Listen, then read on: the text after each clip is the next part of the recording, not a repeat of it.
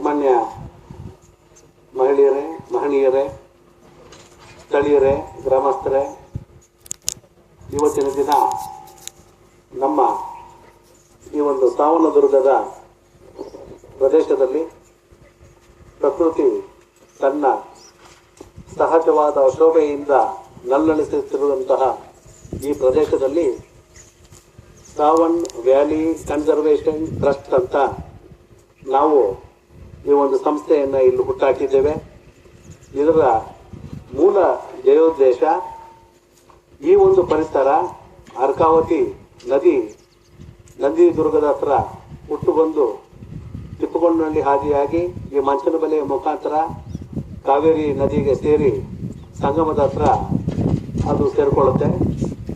ಈ ನಡುವೆ ಇರುವಂತಹ ಪ್ರಕೃತಿ ತನ್ನ ಸಹಜ ಸೌಂದರ್ಯದಿಂದ ನಮ್ಮೆಲ್ಲರನ್ನೂ ಕಾಪಾಡಿಕೊಂಡು ಬಂದಿದೆ, ನನ್ನಲ್ಲಿಸ್ತಾ ಇದೆ. ಈ ಒಂದು ನಿಟ್ಟಿನಲ್ಲಿ ಹಿಂದೆ ಕೆಂಪೇಗೌಡರು 500 ವರ್ಷಗಳ ಹಿಂದೆ ಬೆಂಗಳೂರನ್ನ ಒಂದು ಸ್ಪೆಷಲ್ ಎಕನಾಮಿಕ್ ಝೋನ್ ತರ ಮಾಡಿ ನಿರ್ಮಾಣ ಮಾಡಿದ್ದಾರೆ. ಅಂದ್ರೆ ಅವ್ರಿಗಿರೋದ್ರಿಂದ ಇದ್ದಂತಹ ಒಂದು ದೂರದರ್ಶಕತ್ವವನ್ನ ನಾವು ಇವತ್ತು ನೆನೆಸ್ಕೋಬೇಕಾಗಿದೆ. ಮಾಗಡಿಯಿಂದ ಸುಮಾರು 50 ಕಿಲೋಮೀಟರ್ ದೂರದಲ್ಲಿರುವ ಬೆಂಗಳೂರನ್ನ ಅವರು ಒಂದು 50 ಸೆಕ್ಟರ್ಗಳಾಗಿ ಡಿವೈಡ್ ಮಾಡಿ, ಅರಳಿಪೇಟೆ ಇರ್ಬೋದು, ಮನವರ್ಪೇಟೆ ಇರ್ಬೋದು, ಕುಂಬಾರಪೇಟೆ ಇರ್ಬೋದು, ಅಕ್ಕಿಪೇಟೆ ಇರ್ಬೋದು, ಕಾಟನ್ ಪೇಟೆ ಇರ್ಬೋದು, ಈ ರೀತಿಯಾಗಿ ವಿಂಗಡಣೆ ಮಾಡಿ ಅಲ್ಲೊಂದು ಸಹಜವಾಗಿ ಬೆಂಗಳೂರು ಎತ್ತರದ ಮಟ್ಟದಲ್ಲಿದೆ. ಸಮುದ್ರ ಮಟ್ಟಕ್ಕೆ ಸುಮಾರು 3000 ಅಡಿಗಳಷ್ಟು ಎತ್ತರದಲ್ಲಿದೆ. ಈ ಒಂದು ಪ್ರದೇಶ ನಂದಿದುರ್ಗ, ಸಾವನದುರ್ಗ, ಸಂಗಮ, ರಾಮನಗರ ಇತ್ಯಾದಿ ಒಂದು ಸೆಮಿ ಸರ್ಕಲ್, ಈ ಒಂದು ಅರ್ಧ ಚಂದ್ರಾಕಾರದಲ್ಲಿ ಪ್ರಕೃತಿ ಅತ್ಯಂತ ಸೊಬಗಿನಿಂದ ಕೂಡಿದೆ. ಈ ಪ್ರದೇಶನ ನಾವು ಬೆಂಗಳೂರಿನ ನಾಗರಿಕರು ಅಷ್ಟೇ ಅಲ್ಲ, ಇಲ್ಲಿರುವ ಸ್ಥಳೀಯರು, ಹಳ್ಳಿಯಲ್ಲಿರುವವರು, ಗ್ರಾಮದಲ್ಲಿರುವವರು, ಗ್ರಾಮ ಪಂಚಾಯತಿಗೆ ಸೇರಿದಂಥವರು ಪ್ರತಿಯೊಬ್ಬರೂ ಈ ಒಂದು ಪ್ರಕೃತಿಯನ್ನು ಕಾಪಾಡಬೇಕಾದ್ದು ನಮ್ಮ ಧರ್ಮ. ಇದಕ್ಕೋಸ್ಕರ ಈ ಒಂದು ಟ್ರಸ್ಟನ್ನು ನಾವು ಹುಟ್ಟಾಕಿ ಸನ್ಮಾನ್ಯ ಅರವಿಂದ್ ಜಾಧವ್ ಅವರು, ಕರ್ನಾಟಕ ಸರ್ಕಾರದ ಅಪರ ಪ್ರಧಾನ ಕಾರ್ಯದರ್ಶಿಗಳವರು, ಅವರು ಇಲ್ಲಿ ಬಂದು ಇಲ್ಲಿ ನೀವು ಒಂದು ಟ್ರಸ್ಟನ್ನು ಮಾಡಿ ಇದಕ್ಕೆ ಬೇಕಾದಂಥ ಸ್ಥಳವನ್ನು ನೀವು ತೆಗೆದುಕೊಳ್ಳಿ, ಇಲ್ಲಿ ನೀವು ಒಂದು ಇಂಟರ್ಪ್ರಿಟೇಷನ್ ಸೆಂಟರ್ ಅಂದರೆ ಚಿಂತಕರ ಚಾವಡಿ ಥರ ಒಂದು ಈ ಸ್ಥಳದಲ್ಲಿ ಏನೇನು ಪ್ರಕೃತಿಯ ದತ್ತವಾದ ಕೊಡುಗೆ ಇದೆ ಅದನ್ನೆಲ್ಲ ಇಲ್ಲಿ ಚಿತ್ರಿಸಿ ಅದನ್ನು ಕಾಪಾಡಬೇಕು, ಸಂರಕ್ಷಿಸಬೇಕು. ಅದೇ ರೀತಿ ಒಂದು ಅಬ್ಸರ್ವೇಟರಿ ಅಂದರೆ ಈ ಸ್ಥಳದಲ್ಲಿ ಯಾವ್ಯಾವ ಬೆಂಕಿ ಬಿದ್ದಾಗ ಅಥವಾ ಯಾವುದೋ ಒಂದು ನೈಸರ್ಗಿಕ ವಿಪತ್ತು ಬಂದಾಗ ಇದನ್ನು ರಕ್ಷಣೆ ಮಾಡಬೇಕಾದಂತಹ ಕರ್ತವ್ಯವನ್ನು ನಾವು ಹಮ್ಮಿಕೋಬೇಕು ಅಂತ ಈ ಒಂದು ಸಂಸ್ಥೆಯನ್ನು ಕೂಡ ಹುಟ್ಟಾಕೊಂಡಿದ್ದೇವೆ. ಇದನ್ನ ಪ್ರಾರಂಭ ಮಾಡಬೇಕಾದ ಯಾವಾಗ ಅಂತ ಬಂದಾಗ ನಾಡಪ್ರಭು ಕೆಂಪೇಗೌಡರ ಹುಟ್ಟುಹಬ್ಬದ ಒಂದು ನೆನಪಿಗಾಗಿ ನಾವು ಇದನ್ನು ಮಾಡಬೇಕು ಅಂತ 10ನೇ ತಾರೀಕು ಈ ಒಂದು ಸಂಸ್ಥೆಯನ್ನ ನಾವು ಪ್ರಾರಂಭ ಮಾಡಿದ್ವಿ. ಭಾನುವಾರವಾದ್ದರಿಂದ ಇವತ್ತು ಗಿಡ ಮರಗಳನ್ನು ನೆಡುವಂಥ ಕಾರ್ಯಕ್ರಮವನ್ನು ಇಲ್ಲಿ ಹಮ್ಮಿಕೊಂಡ್ವಿ. ಈ ನಿಟ್ಟಿನಲ್ಲಿ ಇವತ್ತಿನ ದಿನ ಈ ಒಂದು ಸಭೆಗೆ ದಯಮಾಡಿಸಿರುವಂಥ ಸನ್ಮಾನ್ಯ ಶ್ರೀ ಯಲ್ಲಪ್ಪ ರೆಡ್ಡಿ ಅವರು, ಇವರು ಪ್ರಪಂಚದ ವಿಶ್ವವಿಖ್ಯಾತ ಪರಿಸರ ತಜ್ಞರಲ್ಲೂ ಒಬ್ಬರು ಅಂದರೆ ಅತಿಶಯೋಕ್ತಿ ಅಲ್ಲ. ಅವರು ನಾನು ಸ್ವಾಗತ ಕೋರ್ತೇನೆ. ಅದೇ ರೀತಿ ನಾವು ಈ ಒಂದು ಕಾರ್ಯಕ್ರಮ ಮಾಡಬೇಕು ಅಂದರೆ federation Karnataka chamber of commerce and industries ಇವರ ಕೊಡುಗೆ ಬಹಳ ಇದೆ. ಇವರ ಉಪಾಧ್ಯಕ್ಷರು ಈಗ ಇಮಿಡಿಯೇಟ್ ಪಾಸ್ಟ್ ಪ್ರೆಸಿಡೆಂಟ್ ಆದ್ರ ಶ್ರೀ ಶಿವಸೇನಮಗರವರನ್ನು ನಾನು ಸ್ವಾಗತಿಸ್ತೇನೆ. ಅದೇ ರೀತಿ ತಮಗೆಲ್ಲರಿಗೂ ಒಂದು ಪರಿಚಯ ಇರಬಹುದು, ಬಹುಶಃ ಹಳೆ ತಲೆಮಾರಿನ ಜನ ಇವ್ರನ್ನ ಗುರುತಿಸಬಹುದು ಅಂತ ತಿಳ್ಕೊಂಡಿದ್ದೇನೆ. ಈಸ್ ಡಾನ್ ಆಂಡರ್ಸನ್ ಅಂತ, ಕೆನೆತ್ ಆಂಡರ್ಸನ್ ಅಂತ ಒಬ್ಬ ಪರಿಸರ ತಜ್ಞರು, ಬೇಟೆಗಾರರು. ಅವರು ಹಿಂದೆ ಆ ಕಾಲದಲ್ಲಿ ಹುಲಿ, ಚಿರತೆ ಉಪದ್ರವಗಳು ಜಾಸ್ತಿ ಇದ್ದಾಗ ಅಂತ ಒಂದು ನರಹಂತಕ ಚಿರತೆಗಳನ್ನಾಗಲಿ ಹುಲಿಯನ್ನಾಗಲಿ ಬೇಟೆ ಮಾಡಿ ಆ ಒಂದು ಉಪದ್ರವವನ್ನು ಕಡಿಮೆ ಮಾಡದಂತಹ ಒಬ್ಬ ಖ್ಯಾತ ವ್ಯಕ್ತಿ ಡೊನಾಲ್ಡ್ ಆಂಡರ್ಸನ್ ಅಂತ. ಇವ್ರನ್ನ ನಾನು ಈ ಸಮಾರಂಭಕ್ಕೆ ಸ್ವಾಗತಿಸ್ತೇನೆ. ಹಾಗೂ ಮತ್ತಿಬ್ರು ತಮಗೆಲ್ಲರಿಗೂ ಪರಿಚಿತ, ಇವರು ಕಾಡು ಬಿಟ್ಟು ನಾಡಿಗೆ ಬರೋದೇ ಕಡಿಮೆ. ಕೃಪಾಕರ ಹಾಗೂ ಸೇನಾನಿ ಇವರಿಬ್ಬರನ್ನೂ ನಾನು ಈ ಸಭೆಗೆ ಸ್ವಾಗತಿಸ್ತೀನಿ. ಮತ್ತು ಇವತ್ತಿನ ದಿನ ನಮ್ಮ ಇಬ್ಬರು ಪ್ರಮುಖ ಅರಣ್ಯ ಇಲಾಖೆಯ ಅಧಿಕಾರಿಗಳು ಬಂದಿದ್ದಾರೆ. ಶ್ರೀ ವಿನಾಯಕ್ ಆರ್ ನಾಯಕ್ ಅವರು, ಇವರು DFO Karnataka pollution control board ಅಲ್ಲಿ DFO ಆಗಿ ಕಾರ್ಯನಿರ್ವಹಿಸ್ತಾ ಇದ್ದಾರೆ. ಅದೇ ರೀತಿ ನಮ್ಮ ACF ರವರಾದ ಗೆಳೆಯರು ಆತ್ಮೀಯರು ಸುರೇಶ್ ರವರು, ಇವ್ರನ್ನು ಕೂಡ ಈ ಸಮಾರಂಭಕ್ಕೆ ಸ್ವಾಗತಿಸ್ತೇನೆ. ಮತ್ತು ನಮ್ಮ ಸ್ಥಳೀಯರು, ಗ್ರಾಮಸ್ಥರು, ನರಸಿಂಹರವರು ಮತ್ತು ಎಲ್ಲ ಗ್ರಾಮಸ್ಥರನ್ನ ಬಂದಿರುವಂಥ ರಾಜಣ್ಣ ಮತ್ತು ಅನೇಕ ಗೆಳೆಯರು ಎಲ್ಲರನ್ನೂ ತಮ್ಮೆಲ್ಲರನ್ನು ಈ ಸಭೆಗೆ ಸ್ವಾಗತಿಸಿ, ಇವತ್ತು ನಮ್ಮ ಸಂಸ್ಥೆ ಹಮ್ಮಿಕೊಂಡಿರುವಂಥ ಕಾರ್ಯಕ್ರಮವನ್ನು ನಾವು ವಿವರಿಸಿದ್ದೀವಿ. ಈಗಾಗಲೇ ಶ್ರೀ ಯಲ್ಲಪ್ಪ ರೆಡ್ಡಿ ಅವರು ನಮಗೆ ಒಂದು ಓರಿಯೆಂಟೇಷನಲ್ಲಿ ಈ ಗಿಡ ಮರಗಳ ಒಂದು ಪ್ರಯೋಜನ ಏನಾಗಿದೆ, ಇದರಿಂದ ಯಾವ್ಯಾವ ಗಿಡ ಎಲ್ಲೆಲ್ಲಿ ಇರಬೇಕು, ಹೇಗೆ ನೆಡಬೇಕು, ಇದನ್ನು ಯಾವ ರೀತಿ ಕಾಪಾಡಬೇಕು ಅನ್ನೋದನ್ನು ಹೇಳ್ಕೊಟ್ಟಿದ್ದಾರೆ. ನಾವು ಮುಂದುವರೆದು ಈ ಗಿಡ ನೆಡುವ ಕಾರ್ಯಕ್ರಮವನ್ನು ಮುಂದುವರಿಸ್ತೀವಿ. ಅದೇ ರೀತಿ ಈ ಟ್ರೀ ಗಾರ್ಡ್ಗಳು ಕೂಡ ಕೆಡ್ತೀವಿ. ಇದೆಲ್ಲ ಸ್ಥಳೀಯವಾಗಿ ಸಿಗೋದೆ. ನಾವೊಂದು ಕಬ್ಬಣದಲ್ಲಿ ಒಂದು ಕವಚನ ನಾವು ಕೊಟ್ಟರೆ ಅದೇನು ಅಷ್ಟೊಂದು ಸಮರ್ಪಕವಾಗಿರೋದಿಲ್ಲ. ಅದಕ್ಕೆ ಈಚಲ ಗಿಡದ ಗರಿಯನ್ನೇ ನಾವು ಸುತ್ತೂರು ನೆಟ್ಟರೆ ಫಸ್ಟ್ ನಾವು ಒಂದು 3-4 ವರ್ಷ ಈ ಗಿಡಗಳನ್ನ ಕಾಪಾಡಬೇಕಾಗಿದೆ. ಅದಕ್ಕೋಸ್ಕರ ಈ ಈಚಲ ಗರಿಗಳಿಂದ ಒಂದು 2-3 ವರ್ಷ ಕಾಪಾಡಿದ್ರೆ ಸಾಕು, ಆಮೇಲೆ ಗಿಡ ಮರ ತನಗೆ ತಾನೇ ಬೆಳ್ಕೊಳ್ಳುತ್ತೆ ಅಂತ ಇಷ್ಟು ಹೇಳಿ ಇವತ್ತಿನ ದಿನ ಸಭೆಗೆ ಆಗಮಿಸಿರುವಲ್ಲಿ ಮುಖ್ಯರಲ್ಲಿ ನಾವು ದಯವಿಟ್ಟು ಒಂದೆರಡು ಮಾತನ್ನ ಸಭೆಗೆ ಹೇಳಬೇಕು ಅಂತ ಪ್ರಾರ್ಥಿಸ್ತೇನೆ.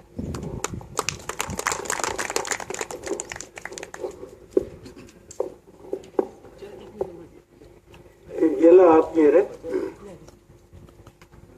1987ರಲ್ಲಿ ಪಂಚನಮಲೆ ಡ್ಯಾಮ್ ಅನ್ನ ಕಟ್ಟಿ ಮುಗಿಸಿದಾಗ ಇಡೀ ಸಾವಂತದುರ್ಗದ ಒಂದು 1500 ಎಕರೆ ಜಾಗನ ಅದನ್ನ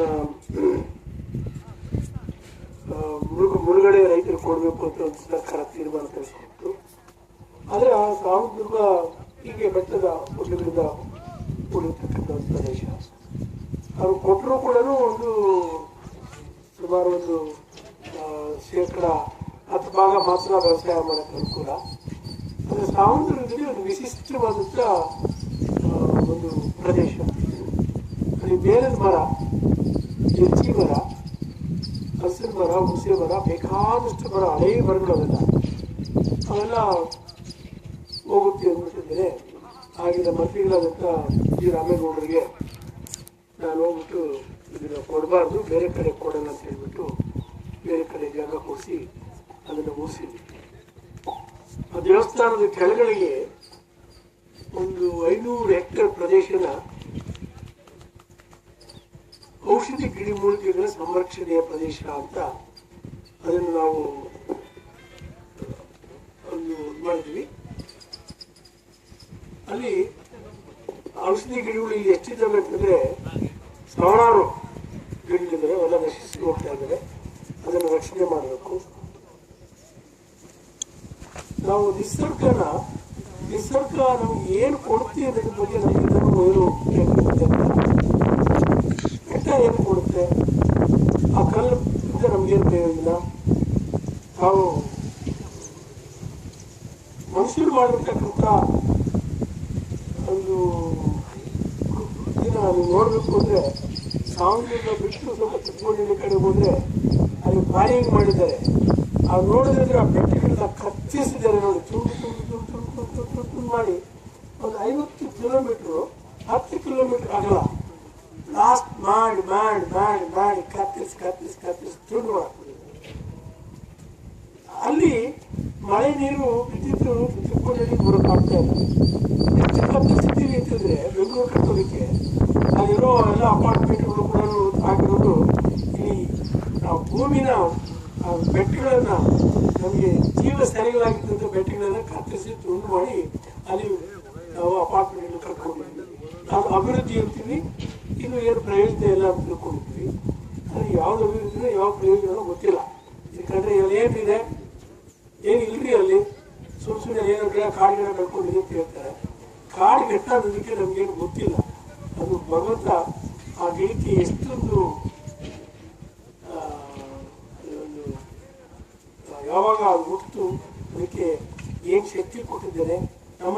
ರಕ್ಷಣೆ ಮಾಡ್ತಕ್ಕಂಥ ಸುಮಾರು ಕಾರ್ಯಗಳನ್ನು ರಕ್ಷಣೆ ಮಾಡ್ತಕ್ಕಂಥ ಶಕ್ತಿ ಆಹಾರ ಮತ್ತು ಎಲ್ಲ ಗಿಡ ಪ್ರಾಣಿ ಪಕ್ಷಿಗಳು ಕೂಡ ಆಹಾರ ಕೊಡ್ತಕ್ಕಂಥ ಒಂದು ಅನ್ನಪೂರ್ಣ ಅವರು. ಕಾಡಲ್ಲಿರ್ತಕ್ಕಂಥ ಪ್ರತಿಯೊಂದು ಗಿಡ ಕೂಡ ಅದು ಅನ್ನಪೂರ್ಣ. ಯಾವುದೋ ಒಂದು ಗಿಡಕ್ಕೆ ಒಂದು ಆಹಾರ ಅದು, ಯಾವುದೋ ಒಂದು ಉಳುಕ ಆಹಾರ ಅದು, ಯಾವುದೋ ಒಂದು ಪಕ್ಷಿಗೆ ಆಹಾರ ಕೊಡುತ್ತೆ. ಬೀಜ ಒಂದೇ ಆಹಾರ ಅಂತ ತಿಳ್ಕೊಬಾರ್ದು. ಅಥವಾ ನಾವೇನು ಬಿರಿಯಾನಿ ಮಾಡ್ಕೊತಿರೋದು ಒಂದೇ ಆಹಾರ ಅಂತ ತಿಳ್ಕೊತೀವಿ ನಾವು. ಆದರೆ ಅಲ್ಲಿ ಕೂಡ ಅದೇ ಪಿಜ್ಜಾ ಇದೆ, ಅದಕ್ಕೆ ಎಲ್ಲ ಸಮೃದ್ಧಿಯಾದಂಥ ಆರೋಗ್ಯಕರವಾದಂಥ ಅನ್ನಪೂರ್ಣೆ ಅವಳು ಶರೀರ ತುಂಬ ತುಂಬಿಸ್ಕೊಡ್ತಾಳೆ. ಎಲ್ಲರಿಗೂ ಧಾರಾಳವಾಗಿ ಮಾಡ್ತಾಳೆ. ನಾನು ಯಾವಾಗಲೂ ಹೇಳ್ತೀನಿ, ನಿಸರ್ಗ ಯಾವಾಗಲೂ ಕೂಡ ಈಗ ನಾನು ಇಲ್ಲಿ ನೋಡಿದ್ದೀನಿ, ಒಂದು ಎಲ್ಚಿ ಮರ ಅಥವಾ ಒಂದು ಬೇವಿನ ಮರ ಇಲ್ಲಿ ಜನಗಳು ನೋಡಿರ್ಬೇಕು. ಎಷ್ಟು ಕಾಯಿ ಬಿಡುತ್ತೆ ಬೇವಿನ ಮರ? ಎಷ್ಟು ಬಿಡುತ್ತೆ? ಒಂದು ಟ್ರ್ಯಾಕ್ಟರ್ ಆಗೋಷ್ಟು ಬಿಡುತ್ತೆ ಒಂದು ಮರ. ಒಂದು ಟ್ರ್ಯಾಕ್ಟ್ ಒಂದು ವರ್ಷಕ್ಕೆ ಅದು ಎಷ್ಟು ಟನ್? 5 ಟನ್. ಒಂದು ಮರ, ಇಷ್ಟು ಅಗಲದ ಮರ 5 ಟನ್ ಆಹಾರ ಉತ್ಪನ್ನ ಮಾಡುತ್ತೆ. ನಾವೇನು ಕೊಡ್ತೀವಿ ಅದಕ್ಕೆ? ಅದಕ್ಕೆ ಸಬ್ಸ್ಟಿಟ್ಯೂಟ್ ಏನೋ ಇದೆಯಾ? ಏನು ಬೆಲ್ಲ ಹಾಕೊಂಡು ತಿಂದ್ರೆ ಯಾವ ಸ್ವೀಟು ಚೆನ್ನಾಗಿರುತ್ತೆ? ಇದೆಲ್ಲನೂ ಅಲ್ಲಿ ನಿಮ್ಮ ಎರ್ಚಿ ಮರ ಇದ್ದಾವೆ, ನೇರಳೆ ಮರ ಇದ್ದಾವೆ, ಹುಣಸೆ ಮರ ಇದ್ದಾವೆ, ಹಲಸಿನ ಮರಗಳಿದ್ದಾವೆ. ನಿಮ್ಮ ಸುತ್ತಮುತ್ತ ಬೆಳೀತಕ್ಕಂಥ ಹಲಸಿನ ಮರ ಎಷ್ಟೊಂದು ಸಮೃದ್ಧಿಯಾಗಿ ಬೆಳೀತವೆ ಅಂದರೆ 200-300 ಕಾಯಿ ಅದನ್ನೆಲ್ಲನೂ ಅದು ನಮ್ಗೇನು ಉಪಯೋಗ ಇರತಕ್ಕಂಥ ಸ್ಥಳ ಅಂತ ತಿಳ್ಕೊಂಡು ಸರ್ಕಾರ ಅದನ್ನ ಕಾಡು ಅಥವಾ ಏನು ಬೇರೆ ಎಲ್ಲ ಅದನ್ನ ವಾರಿ ಮಾಡಿಬಿಡ್ತೀವಿ, ಅದನ್ನ ಸಾಯಂಕಾಲ ಬಿಡ್ತೀವಿ, ಅದನ್ನ ಕತ್ತರಿಸ್ಬಿಡ್ತೀವಿ, ಸುಳ್ಳು ಮಾಡಿಬಿಡ್ತೀವಿ ಅಂತ ತಿಳ್ಕೊಂಡು ನಾವು ಅಭಿವೃದ್ಧಿ ಅಂತ ತಿಳ್ಕೊಂಡು ಮಾಡ್ತಾ ಇದ್ವಿ. ಅದು ಮಾಡಿ ಈಗಾಗಲೇ ನಾವು ಸಾಕಷ್ಟು ಅದರಿಂದ ಅನುಭವಿಸ್ತಾ ಇದ್ವಿ. ಇದನ್ನೆಲ್ಲ ಎಷ್ಟೊಂದು ರೀತಿಯಲ್ಲಿ ಪ್ರಪಂಚ ಎಲ್ಲರೂ ನಡಕ್ತಾ ಇದೆ ಅಂದ್ರೆ ಗ್ಲೋಬಲ್ ವಾರ್ಮಿಂಗ್ ಆಗಿದೆ, ಇನ್ನೊಂದಾಗಿದೆ. ಜನಗಳಿಗೆ ಬರಬಾರ್ದು ರೋಗಗಳು ಬರ್ತಾ ಇದ್ದಾವೆ. ಒಂದು ಕಡೆಗೆ H1N1 ಅಂತ, ಇನ್ನೊಂದು ಕಡೆಗೆ TB ಅಂತ, TB ಹಿಂದೆ ತಿಳ್ಕೊಂಡು ಬರ್ತಾ ಇದ್ದಾರೆ. ಅದೇನು ಮಲ್ಟಿ ಡ್ರಗ್ ರೆಸಿಸ್ಟೆಂಟ್, ಆಮೇಲೆ ಟೋಟಲ್ ಡ್ರಗ್ ರೆಸಿಸ್ಟೆಂಟ್. TB ನಾವು ಉದಾಹರಣೆ ಅದಕ್ಕೆ ನಾವು ಮುಂಚೆಯಿಂದ ಇರ್ತಕ್ಕಂಥ ರೋಗನೇ. ಈಗ ಟೋಟಲ್ ಡ್ರಗ್ ರೆಸಿಸ್ಟೆಂಟ್ ಬೆಂಗಳೂರಿನಲ್ಲಿ 500 ಜನ ಇದ್ದಾರೆ. ಮಲ್ಟಿ ಡ್ರಗ್ ರೆಸಿಸ್ಟೆಂಟ್ ಜನ ಒಂದು 2,000 ಜನ ಇದ್ದಾರೆ. ನಾವು ಲೋಕಲ್ ಕೇಳಿದಾಗ ಎಷ್ಟು ಜನ ಇದ್ದಾರೆ ರಿಪೋರ್ಟ್ ಮಾಡಿ ಅಂತ ಹೇಳಿದ್ರೆ, ಮಲ್ಟಿ ಡ್ರಗ್ ರೆಸಿಸ್ಟೆಂಟ್ ಅವ್ರು ಹಾಸ್ಪಿಟಲ್ ರಿಪೋರ್ಟ್ ಮಾಡಿರ್ತಕ್ಕಂಥವ್ರು ಅದು ಗಾಳಿನಲ್ಲಿ ಬಂದ್ಬಿಡುತ್ತೆ, ಸ್ಕ್ರೀನ್ ಮಾಡಿದ್ರೆ ಬಂದ್ಬಿಡುತ್ತೆ. ಹಾಗೆ ಮಲೆಯಲ್ಲಿ ನೀರು ಬರ್ತಾ ಇದೆ. ಅದ್ರ ಜೊತೆಯಲ್ಲಿ H1N1 ಬರ್ಡ್ ಫ್ಲೂ, ಇನ್ನೊಂದು ಕ್ಯಾನ್ಸರು, ಹೀಗೆ ಗುಂಪಾಗಿ ಬರ್ತಾ ಇದೆ ರೋಗಗಳು. ಗುಂಪಾಗಿ ನಾವು ಆಸ್ಪತ್ರೆಗಳು ಕಟ್ತಾ ಇದ್ದೀವಿ. ಗುಂಪಾಗಿ ಆಸ್ಪತ್ರೆಗೆ ಹೋಗಿ ₹1,000 ಮನೆ ಎಲ್ಲ ಮಾರ್ಬಿಟ್ಟು ಆ ಕಿಡ್ನಿ ಒಂದು ಕಡೆ ತೆಗೆಯೋದು, ದೇವ್ರ ಒಂದು ಕಡೆ ತೆಗೆಯೋದು, ಹಾರ್ಟ್ ಒಂದು ಕಡೆಗೆ, ಡೈಲ್ ಒಂದು ಕಡೆಗೆ, ಇದೆಲ್ಲರೂ ಚಿತ್ರವಾದಂಥ ಒಂದು ಅನುಭವ ಮಾಡ್ತಾ ಇದ್ದೀವಿ. ಆದರೆ ಇದು ಬಹಳ ಮುಂದುವರೆದಂಥ ನಾಗರಿಕವಾಗಿ ನಾವು ಮುಂದುವರೆದಿದ್ವಿ. ಕಾರ್ ಇದೆ, ಏರ್ ಕಂಡೀಷನ್ ಇದೆ, ಬಿಸ್ಕಿ ಕುಡಿತೀವಿ, ಇಂಥದ್ದು ಒಂದು ಬಿಸ್ಕಿ ಇದೆ, ವೈನ್, ಅದು ₹1,00,00,000 ಇದೆ ಒಂದು ಬಾಟ್ಲಿಗೆ. ಅದು ಕುಡಿದ್ಬಿಟ್ರೆ ನಾವೇನು ಪ್ರಾಕೃತ ಎಲ್ಲೂ ಹೋಗ್ತೋ ಗೊತ್ತಿಲ್ಲ. ಹೀಗೆ ನಮ್ಮದೇ ಆದಂಥ ₹1,00,00,000 ಕೊಟ್ಟು ವೈನ್ ಕುಡಿದ್ಬಿಟ್ರೆ ಎಲ್ಲಿ ಹೋಗ್ತೀವೋ ಗೊತ್ತಿಲ್ಲ, ನಾವು ಬದುಕಿರ್ತೀವೋ ಸತ್ತಿರ್ತೀವೋ ಏನಾಗ್ತೀವೋ ಗೊತ್ತಿಲ್ಲ. ಇದು ಅಭಿವೃದ್ಧಿ ಅಂತ ತಿಳ್ಕೊತೀವಿ. ಕೋಟಿ ಹೇಳ್ಕೊಳ್ಳೋದು ಮುಗಿಯಲ್ಲ. ₹1,00,00,000 ವೈನ್ ಕೊಡ್ತಿದ್ದೀನಿ, ಎಷ್ಟೋ ₹1,00,00,000 ಬಿಸ್ಕಿ ಕೊಡ್ತಿದ್ದೀವಿ. ಅದಕ್ಕೆ ಒಂದು ಏನು ಸ್ಟೇಟಸ್ ಅಸೆಸ್ ಮಾಡ್ಕೊಳ್ಳೋದು. ಹೀಗೆ ನಾವು ಹೊಂಗೆ ಮರ ಹಾಕಿದ್ದೀವಿ, ಇವತ್ತು 50 ಬೇಲ್ ಮರ ಹಾಕಿದ್ದೀವಿ, ಇಷ್ಟು ಕೋಟಿ ಜನಕ್ಕೆ ಆಹಾರ ಕೊಡ್ತಿರೋದು ಅಂತ ಯಾರು ಹೇಳ್ಕೊಳ್ಳೋದಿಲ್ಲ. ಹೀಗೆ ನಾವು ಯಾವುದೋ ಒಂದು ದಾರಿ ಭಾಳ ತಪ್ತಾ ಇದ್ದೀವಿ. ಅದನ್ನು ಸ್ವಲ್ಪ ಮಟ್ಟಿಗೆ ಮತ್ತೆ ಆ ದಿಕ್ಕಿಗೆ ಸ್ನೇಹಿತರು ಬಳಗ ಇವರೆಲ್ಲರೂ ಬಂದಿದ್ದಾರೆ. 24 ಗಂಟೆ ಹೊತ್ತು ಕಾಡಲ್ಲೇ ಇರ್ತಾರೆ. ಏನು ತಿಂತಾರೋ ಅವ್ರಿಗೆ ಕೇಳಬೇಕು. ಅವರು ಚೆನ್ನಾಗಿ ಬದುಕಿದ್ದಾರೆ, ನಮ್ಗಾನ ಚೆನ್ನಾಗಿ ಆರೋಗ್ಯ ಹೋಗಿದ್ದಾರೆ. Thank you very much.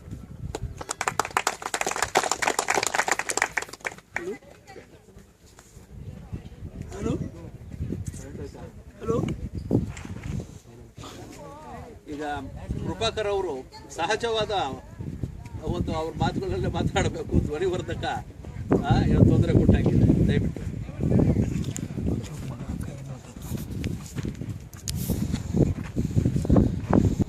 ಈ ಸಿಚುವೇಶನ್ನಲ್ಲಿ ಆ್ಯಕ್ಚುಲಿ ಸ್ಕೂಲ್ ಮೇಸ್ಟ್ಗಳಿಗೆ ಭಾಳ ಅಡ್ವಾಂಟೇಜ್. ಯಾಕಂದರೆ ಅವ್ರು ಜೋರಾಗಿ ಪಾಠ ಮಾಡಿ ಎಲ್ರಿಗೂ ಕೇಳಂಗೆ ಮಾತಾಡ್ಬೋದು ಅವ್ರು. ನನಗೆ ಒಂದು ಈ ಸಮಾರಂಭ ನನಗೆ ಸ್ವಲ್ಪ ವಿಶೇಷ ಅಂತ ಅನಿಸುತ್ತಂದರೆ, ಈ ಕನ್ಸರ್ವೇಷನ್ನಲ್ಲಿ ಭಾಳ ಜನ ಆಸಕ್ತಿ ಇರೋ ಯುವಕರಿದ್ದಾರೆ. ಜೊತೆಗೆ ಅದಕ್ಕಿಂತ ಇಂಪಾರ್ಟೆಂಟ್ ಆಗಿ ಸುಮಾರು ಜನ ಸ್ಥಳೀಯರಿದೆ ಈ ಕಾರ್ಯಕ್ರಮದಲ್ಲಿದ್ದಾರಲ್ಲ. ಹಾಗಾಗಿ ನನಗೆ ಅದು ಭಾಳ ವಿಶೇಷ ಅಂತ ಅನ್ನಿಸ್ತಾ ಇದೆ. ಈಗ ಶ್ರೀನಿವಾಸ ಮೂರ್ತಿ ಅವರು ಇವತ್ತು ಒಂದು ಈ ಟ್ರಸ್ಟ್ ಮಾಡಿಕೊಂಡು ಈ ಏರಿಯಾ ಬಗ್ಗೆ ಸ್ವಲ್ಪ ಕಾಳಜಿ ಇಟ್ಕೊಂಡು ಒಂದು ಪ್ರೋಗ್ರಾಮನ್ನು ಅವರು ಇವತ್ತು ಈ ಸಮಾರಂಭದ ಮೂಲಕ ಆರಂಭ ಮಾಡ್ತಾ ಇದ್ದಾರೆ. ಇದು ಆರಂಭದಲ್ಲಿ ನಾನು ಇದು ಸಾಂಕೇತಿಕವಾಗಿ ಉದ್ಘಾಟನಾ ಸಮಾರಂಭ ಅಂತ ನಾನು ಯೋಚನೆ ಮಾಡೋದು. ಯಾಕಂದರೆ ನಮ್ದೊಂದು ಸಣ್ಣ ಸಲಹೆ, ಯಾಕಂದರೆ ನೀವೆಲ್ಲರೂ ಭಾಗವಹಿಸ್ತಾ ಇದ್ದೀರಾ ಸುಮಾರು ಜನ ಈ ಕಾರ್ಯಕ್ರಮದಲ್ಲಿ.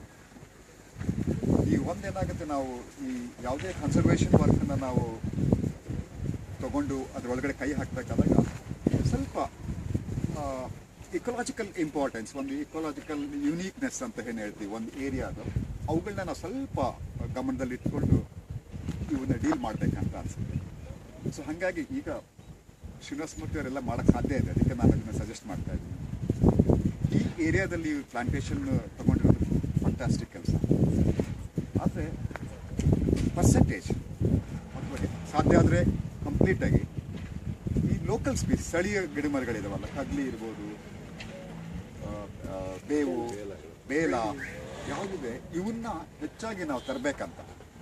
ಯಾಕಂದರೆ ನಾವು ನಮ್ಮ ಆಸಕ್ತಿ ಭಾಳ ಓವರ್ ಎಂಥೂಸಿಯಾಸ್ಟಿಕ್ ಆಗಿ ನಾವು ಮಾಡಬೇಕಾದಾಗ ಸ್ವಲ್ಪ ಎಚ್ಚರಿಕೆಯಿಂದ ಇರಬೇಕಂತ. ನಾನು ಇಕೊಲಾಜಿಕಲ್ ಆಗಿ ಸ್ವಲ್ಪ ನೋಡಬೇಕಂತ. ಯಾಕಂದರೆ ಒಂದು ಏರಿಯಾದಲ್ಲಿ ಇರೋ ಗಿಡ ಮರಗಳು ಹತ್ತಿರ್ಬೋದು, ಮುಳ್ಳು ಯಾವೇನಿದೆ ಅವೆಲ್ಲದು ಒಂದು ಬಯೋಡೈವರ್ಸಿಟಿ ಅಂತ ಹೇಳ್ತೀವಿ, ಒಂದು ಜೀವಜಾಲಕ್ಕೆ ಸಂಬಂಧ ಇರೋದು. ಅವನ್ನ ನಮ್ಮ ಓವರ್ ಎಂಥೂಸಿಯಾಸ್ಟಿಕ್ ಅಪ್ರೋಚಲ್ಲಿ ಸ್ವಲ್ಪ ತೊಂದರೆ ಆಗ್ಬೋದು ಅಂತ ಒಂದು ಈ ಥರ ಪ್ಲಾಂಟೇಶನ್ ಅಪ್ರೋಚಸ್, ಪ್ಲಾಂಟಿಂಗ್ ಅಂತ. ಅದಕ್ಕೆ ಈ ನಮ್ಮದು ಲೋಕಲ್ ಸ್ಪೀಸಿಗಳನ್ನ ಸ್ವಲ್ಪ ಗುರ್ತು ಮಾಡಿಲ್ಲಿಂದ ಅವುಗಳಿಗೆ ಶ್ರೀನಿವಾಸ ಮೂರ್ತಿ ಹೆಚ್ಚು ಇಂಪಾರ್ಟೆನ್ಸ್ ಕೊಟ್ಟರೆ ಭಾಳ ಮೀನಿಂಗ್ಫುಲ್ ಅಂತ. ಯಾಕಂದರೆ ಇದೇನಾಗಿದೆ, ಹೆಚ್ಚಾಗಿ ಈಗ ಕೆಲವು ಎಕ್ಸಾಂಪಲ್ಸ್, ಈಗ ಮೈಸೂರು ಯೂನಿವರ್ಸಿಟಿ ಬಹುಶಃ ನೋಡಿದ್ದೀರೇನೋ ಗೊತ್ತಿಲ್ಲ, ಭಾಳ ಹಳೆ ಯೂನಿವರ್ಸಿಟಿ, ಬಹುಶಃ ಒಂದು 400 ಎಕರೆ ಜಾಗ ಇರ್ಬೋದು ಅದು. ನಾವು ಕುವೆಂಪು ಅವರು ಇದ್ದಾಗಿಂದ ನಾವು ನೋಡ್ತಾ ಇದ್ದೀವಲ್ಲ. ಈಗ ಏನಾಗಿದೆ, ಅಲ್ಲಿ ನಮ್ದೀಗ ಮರ ಬೆಳೆಸೋ ಒಂದು ಪಾಪ್ಯುಲರ್ ಇದರೊಳಗೆ ಇಡೀ ಆ ಕ್ಯಾಂಪಸಲ್ಲಿ ಏನಾಗಿದೆ, ಲೋಕಲ್ ಸ್ಪೀಸಿಗಳೇ ಇಲ್ಲ, ಎಲ್ಲ ಹೋಗ್ಬಿಟ್ಟಿದ್ದಾರೆ. ಸೊ ಹಾಗಾಗಬಾರ್ದಲ್ಲ. ಯಾಕಂದರೆ ನಮ್ಮದು ಒಂದು ಒರಿಜಿನಾಲಿಟಿ ಇರಲ್ಲ, ಅದನ್ನು ಉಳಿಸ್ಕೊಬೇಕು. ಈಗ ಯಲಪ್ರಡ್ಡಿ ಅವ್ರು ಹೇಳ್ತಾರೆ, ಅದು ನಾವು ಭಾಳ ಹಿಂದೆಯಿಂದ ನಾವು ಅದು ಯೋಚನೆ ಮಾಡ್ತಾ ಇದ್ದೀವಿ. ಈಗ ಈ ಬಂಡೆಗಳಿದಾವಲ್ಲ, ಸ್ಟ್ರಕ್ಚರ್ಸ್, ಈಗ ಹಳ್ಳಿಯವರಿಗೆ, ಈ ಲೋಕಲ್ ಅವರಿಗೆ ಅಥವಾ ನಾವು ಬೆಂಗಳೂರಿಗೆ ಏನಾಗುತ್ತೆ, ಮಾಮೂಲಿ ಬಂಡೆ ನೋಡಿದ್ದೆ ಬಂಡೆ ಹಂಗೆ ಇದಾವಲ್ಲ. ನೀವು ಸ್ವಲ್ಪ ಟ್ರಾವೆಲ್ ಮಾಡಿದ್ರೆ ಏನಿಲ್ಲ, ಈ ಬೆಂಡೆ ನೀವು ಹಂಪಿಗೆ ಹೋಗಿ, ಹಂಪಿ ಕಂಪ್ಲೀಟ್ ಸ್ಟ್ರಕ್ಚರ್ ಚೇಂಜ್ ಆಗುತ್ತೆ, ಅಲ್ಲಿ ಬೌಲ್ಡರ್ಸ್ ಆಗ್ತದೆ. ಸೊ ಆ ವೇರಿಯೇಷನ್ಸ್ ಇದಾವಲ್ಲ, ಈ ಇಕೊಲಾಜಿಕಲ್ ಇದನ್ನು ನಾವು ಹೆಂಗೆ ಉಳಿಸ್ಕೋಬೇಕಂತ.